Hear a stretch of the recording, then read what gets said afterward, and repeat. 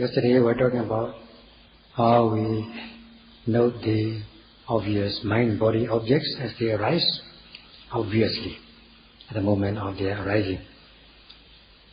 Looking at these objects, and if you look, you are bound to see. If you look well, you are bound to see well. If you look thoroughly, you are bound to see things thoroughly.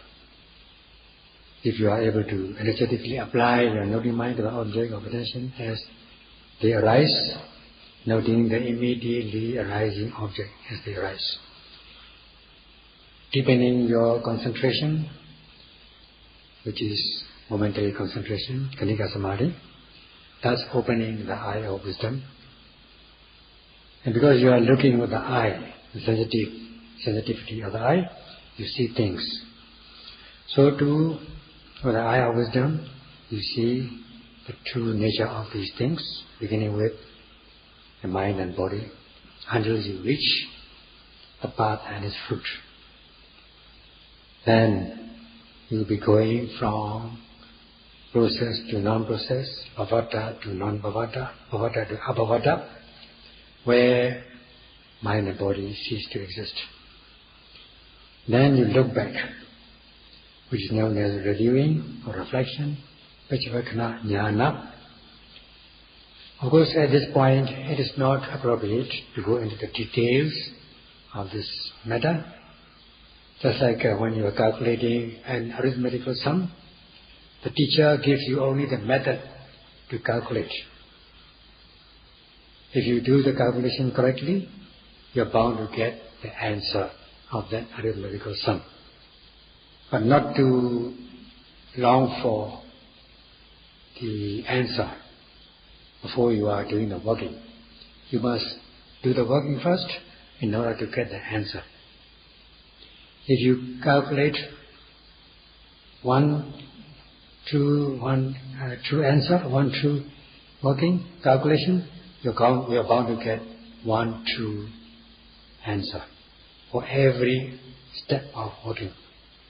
Then if you go on calculating, and when you come to the end of your sum, arithmetical sum, you are bound to realize the truth.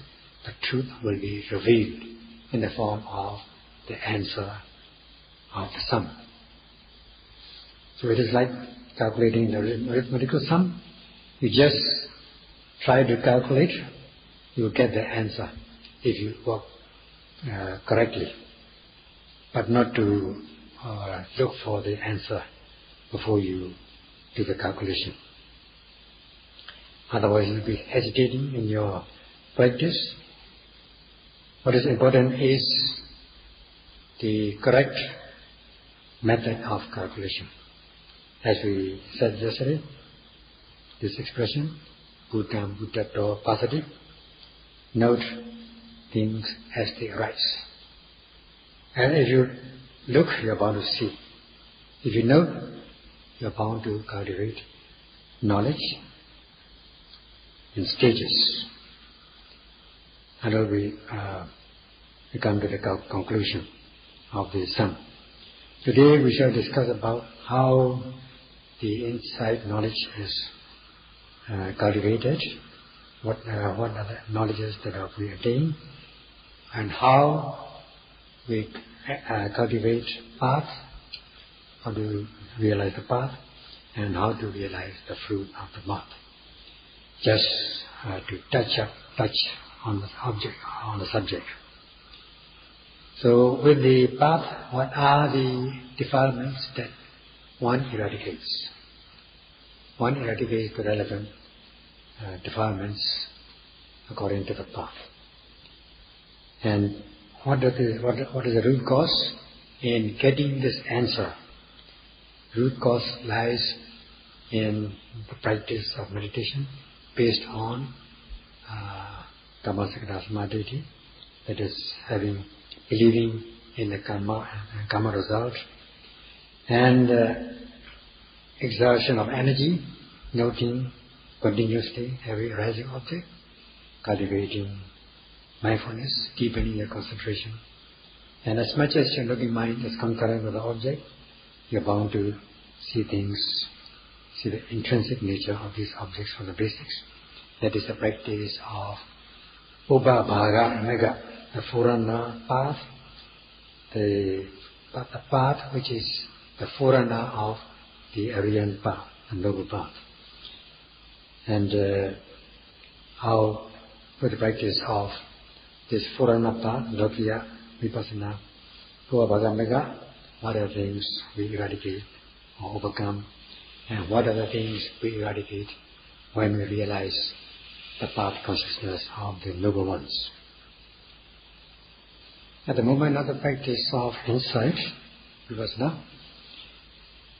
this is the practice of Ubhabhaga Mega, the forerunner path, in order to reach or cultivate or fulfill the Aryan path, the noble path.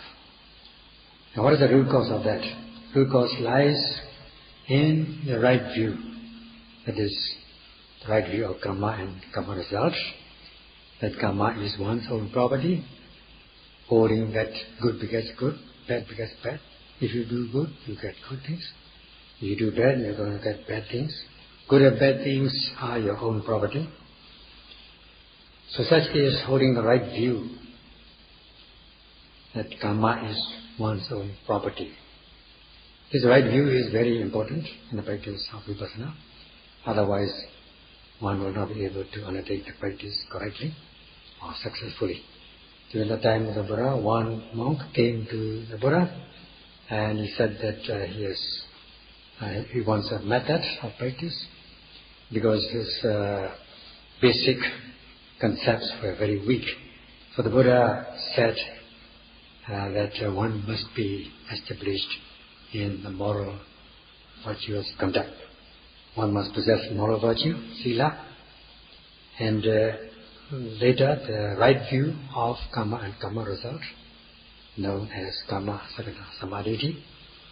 So as for the practice of moral virtue, taking the vows of precepts, one will overcome or one will abstain from the gross or coarse form of defilements, transgressive types, which can arise in the body and speech. So, and also when one comes to abstaining from immoral deeds by body and speech, one will be prepared to abstain from these immoral deeds by body and speech. So there will be no wrongdoing by body if one practices restraint of the body, and if undertakes the moral precepts regarding the verbal aspects, then one will be able to abstain from verbal misconduct.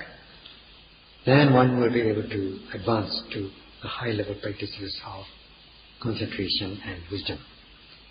So here sila, a moral virtue, is like the mouth in the body. Without the mouth, one cannot take food. Only with the mouth one can take food. And even if one has the mouth, this mouth must be quite healthy, not injured, otherwise one will not be able to take the food correctly or fully.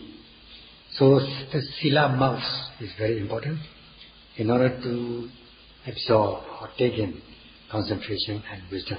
This is very important.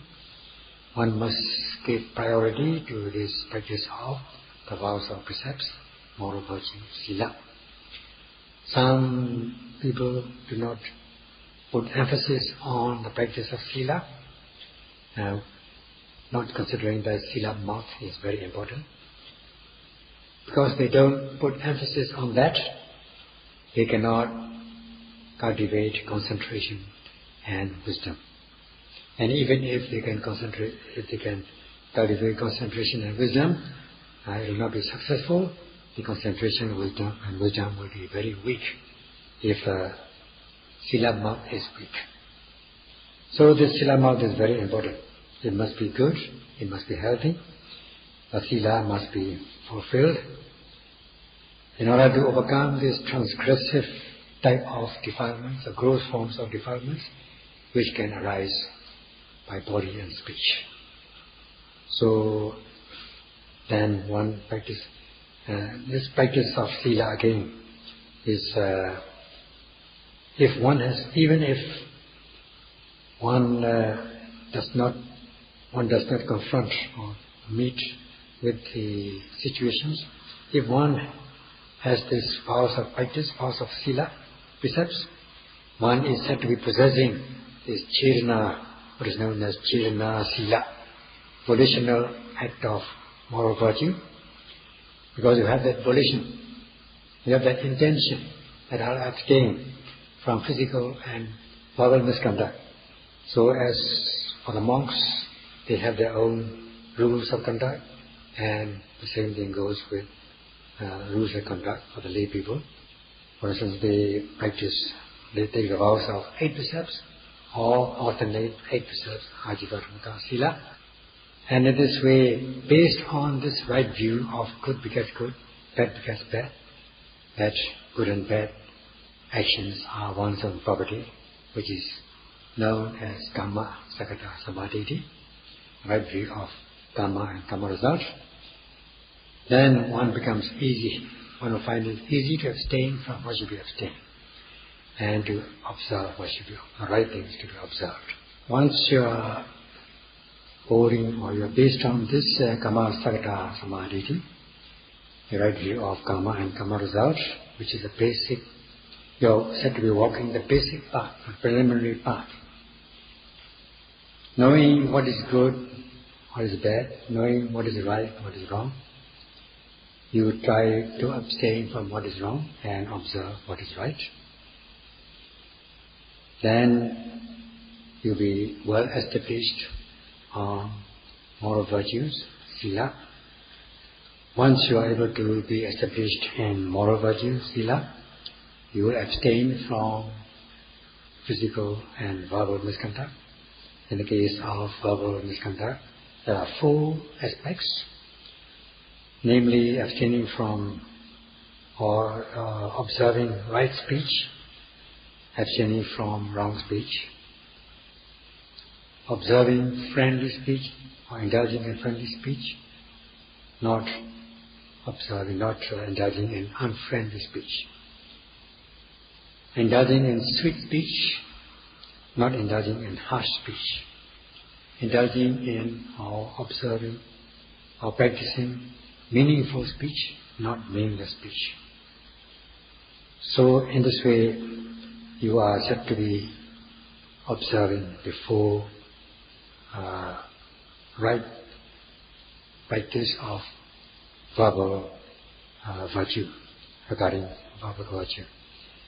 And then as regards this physical conduct, Samma Kammanta instead of Miccha Kammanta, right physical action instead of wrong physical action.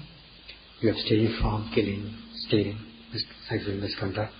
Now as for the monks and laity, the yogis, they are abstaining from not only sexual misconduct but also sexual relations, even sexual relations.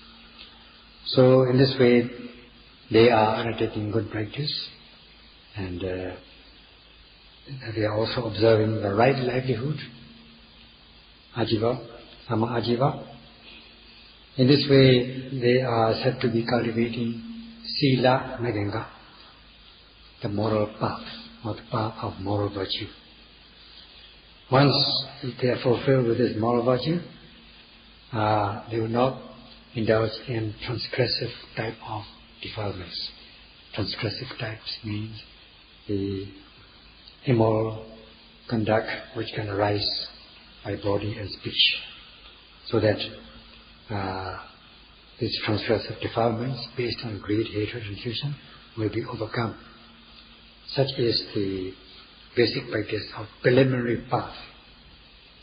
And as one is noting every arising object, not to miss it energetically, applying your mind. With the application of energy, you are said to be practicing Samma Vayama, the right effort, the right energy, by which you are not accepting defilements, and by not accepting defilements, you are said to be overcoming them or abandoning them, blocking the path to impurities and opening the way to wholesomeness. And with the practice of mindfulness, your mind is protected from immoral deeds. In this way, you are said to be abandoning or overcoming the defilements by way of protection. And as you cultivate mindfulness, you are bound to deepen the concentration. The mind falls calm and collected on the object of attention. Thus, there will be no restlessness and remorse in you. So with these three wholesome mental states, Viriya, Sati, Samadhi, energy, mindfulness and concentration, which is the practice of Samadhi Khanda, concentration group, or Samadhi Meganga, concentration path. You are not allowing these defilements or impurities to arise in you, because your mind is protected. And even if they at all arise, they will be overcome, they will be removed for the practice of these three wholesome mental states, namely Viriya, Sati, Samadhi. So in this way, you are protected, you are treated, and you are cured. In this way, you overcome the obsessive type of defilements known as Pariyatana Kilesas. They are said to be subdued or calmed with the practice of this Samadhi Khanda, concentration group. And if you continue to practice with the energy, with the concentration, you are bound to see things, the intrinsic nature of these things from the basics. In this way, you'll be able to overcome the latent tendencies of impurities known as Anusaya Kilesas. You'll be able to uproot them, at least on a part-time basis. So in this way, with the practice of the three trainings, Sila, Samadhi, Panya, virtue, concentration and wisdom, which is involved in every noting mind, you are overcoming on a part-time basis the three grades of defilements, such as coarse or gross form of defilements, the medium form, and the refined type of defilements. By means of abstention, by means of protection, by means of treatment, and also by means of eradication. So in this way, you are weakening your defilements with the practice of Vipassana, insight practice. This becomes very obvious. So such is the practice of Pubbha Bhaga Mega, the Purana path. After the preliminary, you come to the Purana path. Pubbha Bhaga Mega. This is also called Lokiya Mega. So this is still in the mundane arena. Hence we call this Lokiya Mega, the mundane path, or Vipassana Mega, the insight path. Only when you are fulfilled with this path, you will be able to eradicate the defilements to the point of return, obsessive defilements, latent tendencies, in order to reach path and its fruit. From the stage of this Pubbha Bhaga Mega, the Purana path, the insight path, up till Anuloma Jnana, conformity knowledge. Then this conformity knowledge links up the later knowledges, that is the path and the fruit knowledge. It's just like welding the two paths between the Pubbha Bhaga Mega, the Purana path, and the path and the fruit. Hence it is known as Anuloma Jnana, conformity knowledge. It conforms the two paths, hence the name conformity knowledge. And then there is this consciousness known as Gotrabu, severing the linkage in order to realize the path and the fruit. That is the first one, that is the first supramundane path, that is Surabhari Mega. It happens at just one instant. And with this one instant of realizing the path, Surabhari Mega, the first supramundane path of stream entry, or belonging to stream enterer, one overcomes these two main things, impurities, namely deity, wrong view, and vicikiccha, skeptical doubt. These two things are overcome once you realize this first supramundane path, Surabhari Mega, which has been all along your lifetimes. such as the view of self or soul, atta, that there is such a thing as self or soul in you, such as the view of annihilation, view of eternalism, all sorts of views. They are in total 62. There are 62 kinds of views as mentioned in the text. And out of these 62 kinds of views, the root cause lies in this atta or sagaya deity, the view of individuality or personality view or identity view, atta deity or sagaya deity. And out of these, among these 62 kinds of wrong views, this atta deity or sagaya deity, the view of individuality, personality view or identity view, is the main thing. Once it is overcome or subdued or eradicated, the 62 kinds of views are said to be eradicated. In this way, you come to realize the truth in a clear-cut manner. At the stage of this discernment of mind and body, nama rupa paricheda jnana, you are free from this atta deity or sagaya deity on a part-time basis, partially. But once you realize the first Brahmandine path, you are said to be eradicating to the point of no return or cutting off this sagaya deity, the personality view or the view of individuality. And at the same time you overcome doubts, skeptical doubt, which is vicikiccha. And in this way, with the cultivation of the first Brahmandine path, you abandon or overcome these two things, namely sagaya deity and vicikiccha, personality view and skeptical doubt. In the text are given this sagaya deity, the right view of individuality, is the main thing, or is the chief or the head among the 62 kinds of wrong views. Or, put it another way, out of the 62 kinds of wrong views, sagaya deity, the distorted view of individuality, is the main thing. When this is eradicated, the rest of the 62 kinds of wrong views are said to be eradicated, and there will be no wrong view with respect to the realities of mind and body, which can be experienced directly, such as the view of self or soul, the view of individual self, individual soul, jiva, atta. They will be overcome. First, this view is weakened with the practice of the forerunner path, Lokiya Mekha, that is insight practice, and it is eradicated to the point of no return with the first path, or first Brahmandine path. So in this way, there will be no such views, wrong views of self or soul, with respect to the mind and body, the realities of mind and body, after one has become Sotapanna, stream enterer, so that there will be no view of self or soul about the objects observed. One is said to have eradicated also the skeptical sagaya deity, the wrong view of individuality. And if when this is eradicated, the rest are also eradicated.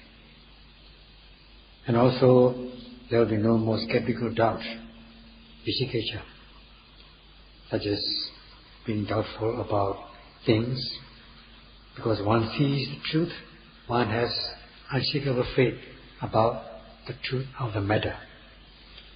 In this way, one overcomes the 62 kinds of wrong views and skeptical doubt, of which this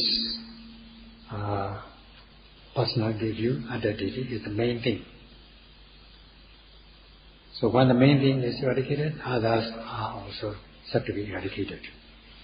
And there will be no more apaya-related activities or immoral deeds. There will be no more deeds which will pull you down to the states of loss. It is apaya-related deeds. Only when you hold the view of individuality, identity, this will pull you down to the states of loss. Now there is no more personality view, so that there will be no more going into the states of loss.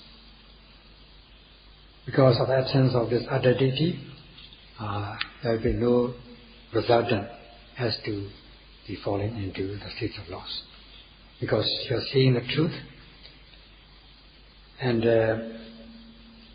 with the first part, we have eradicated all these things.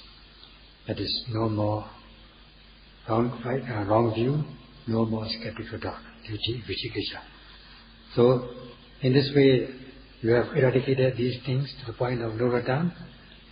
And once you have eradicated these two things, there will be no more coarse form of unwholesome deeds related to greed, hatred, delusion. In other words, there will be no apaya-related deeds which will be committed with the coarse form of greed and hatred. Only when you have greed and hatred in the coarse form, you will be pulled down to the states of loss. Now there is no coarse or gross forms of greed and hatred, which will pull you down to the states of loss. So this, since also, not only that, there are with you these duccita karma, immoral actions, which you have done, committed all along your lifetimes, and they will not give effect once you realize this path consciousness, because the first mundane path, Sarabhati Mega, eradicates all these things to the point of no return. So in this way, one goes from bhavata to abhavata, process to non-process. And at the cessation of the psychophysical phenomena, arising and passing away of psychophysical phenomena with the path and its fruit. Such is Nibbana Sachikaroti, realizing Nibbana. And what are the qualities?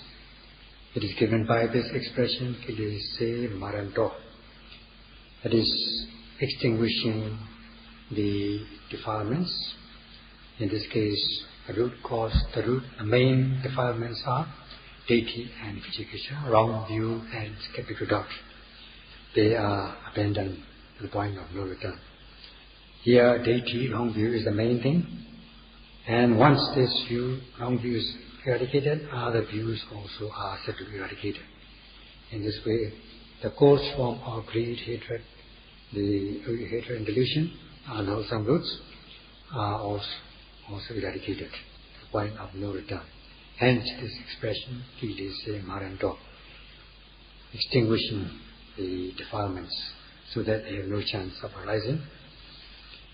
And then with the path consciousness, especially these deity, vicikiccha, two things have no chance of arising in your stream of consciousness, so that you will not hold this kind of view of jiva atta, the individual self or soul, in respect of the realities of mind and body, which can be experienced directly.